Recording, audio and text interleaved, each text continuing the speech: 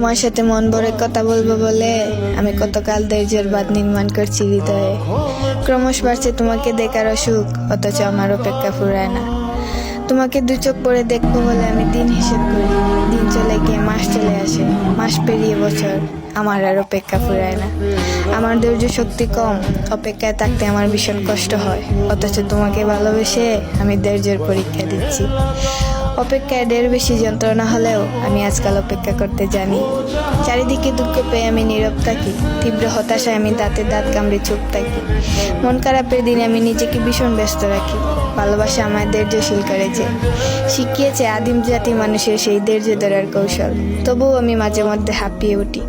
অপেক্ষা যে যন্ত্রণার, নিশ্চিত অপেক্ষা মানুষকে করে তোলে চঞ্চল, আর অনিশ্চিত অপেক্ষায় মানুষ হয়ে যায় হতাশগ্রস্ত।